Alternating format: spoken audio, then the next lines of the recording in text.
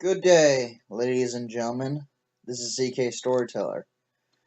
I know, it's been like 3 months, maybe 4. Oh, and I'm recording this as of New Year's. Happy New Year's! And also, I plan on continuing the story of Parachute, or Jason. And I'm also trying to get a picture of him made and done. It will take maybe a little while, and I will edit the picture onto here, and so that way you can see it. So with that done, I shall continue the story where we left off. The story goes as follows. Parachute was on a morning flight above the cornfield. He landed and felt the soil beneath his feet and between his toes. His father called him inside, and they were going to go to school while his father went to do some errands and pick him up during the off hours of school, after school. And as I've said before, this is improv storytelling, and with improv storytelling comes unpredictability.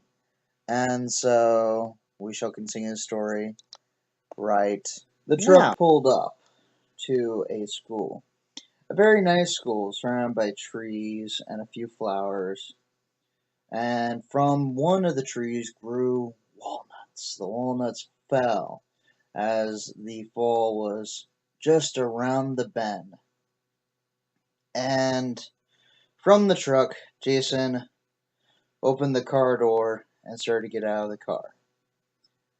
As he said to his father his goodbyes, his father said, "Have a good one, Jason. Learn something." Jason proceeded to walk up to the school. As he was walking, the truck veered off out of the parking lot and out of the drop-off zone. And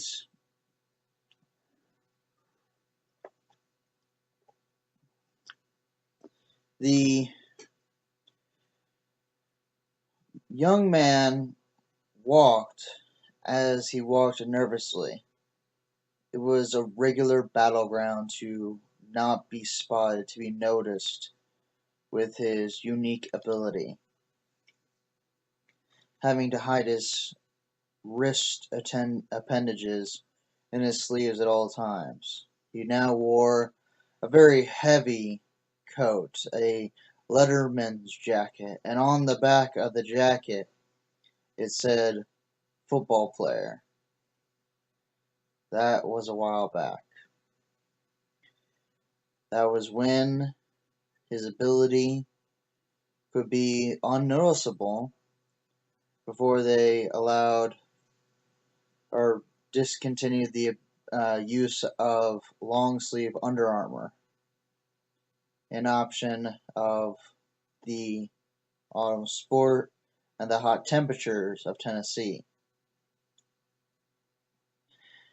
As he walked into the school, he heard the bell, and suddenly the world seemed to stop.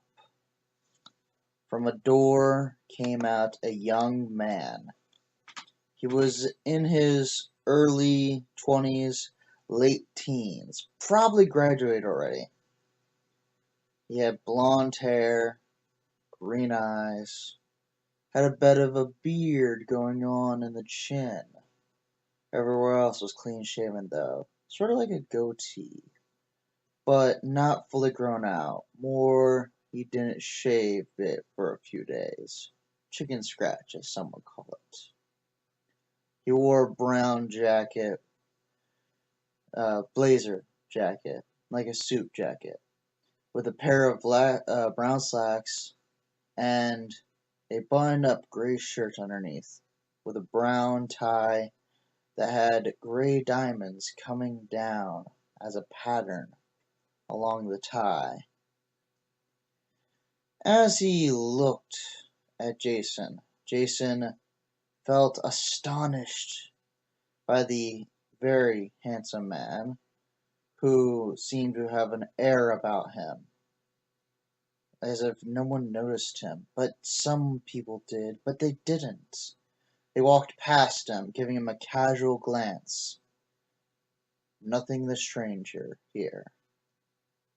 He then said to Jason, "Jason, how you doing, my young friend? My name is Eric Schleuser." He had a bit of a foreign accent to Jason's ear. And as Eric then said to him, pointing behind him, trying to warn him, "You better duck them, my young friend." Jason, alert, ducked as two darts flew past his head, and Eric lifted his hand, made a fist, and up rose the floor, becoming a wall. Locker doors flew off as he moved his hand. The doors became folded, bented, as they became weapons, like shuriken. They flew in the direction of what looked like an SRO officer. Resource officer, I believe they were called. I'm not positive. Anyways, back to the story. The locker-made shurikens missed the the officer as he lowered his gun and ducked and tucked and rolled out of the way behind a wire fountain. Eric then said to the officer, "You're going to have to do better than that."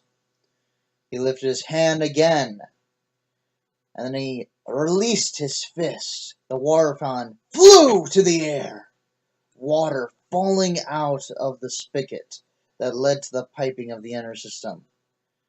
The water fountain then flew towards the officer, as the officer shot it with multiple darts, sort of like trank darts.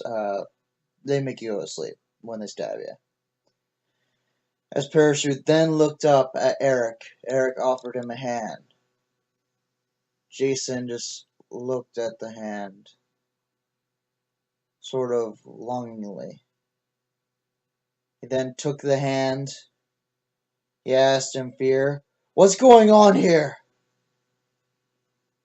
Eric then explained, "Well, if you want to stay alive and out of an examination room, you better follow me. Why don't you?"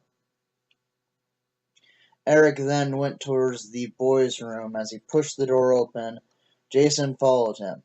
But they were no longer in the school. They weren't even in the boys' restroom. Instead, it looked as if they were in a castle. Eric then turned around and said to Jason, "The airbags of which you carry on your sleeves. Show them to me, please." Jason showed him his arm appendages, the big bags of flesh that allowed him to fly. He then said to Jason, "Welcome to the world of the magicians. It is better that you are with me and safe than in the presence of Dr. Fabre." And that is the story for now. I shall continue with episode 3 in a few weeks, hopefully. Have a good one.